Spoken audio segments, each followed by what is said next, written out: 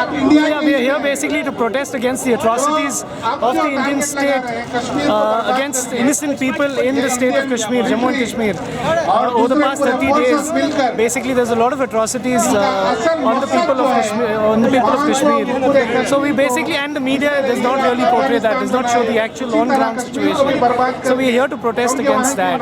So we are here to basically protest against all of that, trying to show the rest of the country that this is what is happening.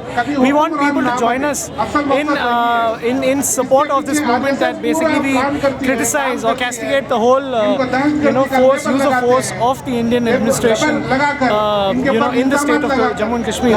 And if India is the integral part of Jammu and Kashmir is the integral part of India, such treatment of its people is not something which is to be done with. So that's why we are here protesting against that. One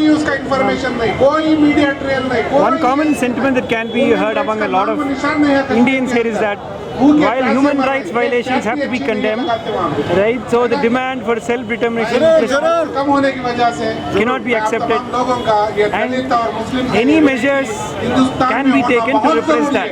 See, the problem is, the actual problem is that the history of Jammu and Kashmir is something which not many people know of. And very sadly, so the Indian media does not act, responsibly. Part of the history is completely diluted, misinformed, misleading, misrepresented. And that's why we basically have the rest of the country up in arms with a different agenda altogether. Whereas the agenda in Kashmir and the people of Kashmir is that we need to have our basic rights, our constitutional rights. You deprive of, our basics.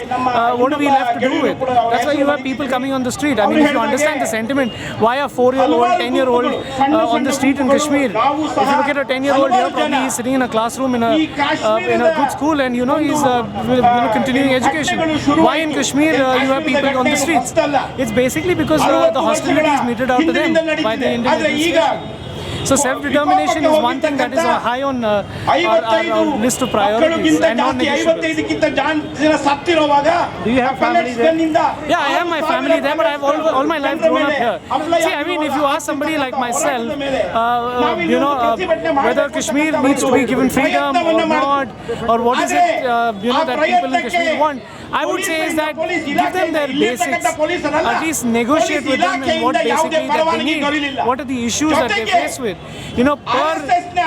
5 people in Kashmir there is one armed forces, one security force. So which other place in the world do you have such high militarization?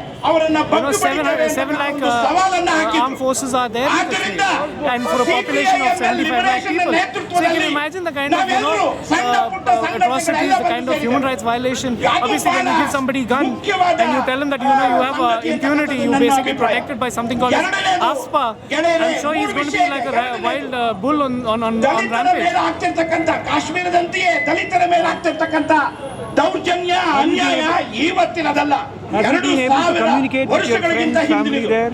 No, past 30 days they basically have gagged all media, all communication and stuff like that. Only now, it's only BSNL which is basically been opened up, and that also was active, functioning. Basically, all the government offices, the yatris, the armed forces, they all use BSNL, and that is the only reason why BSNL was allowed. So nobody actually realizes what are the actions that happen on state, on ground.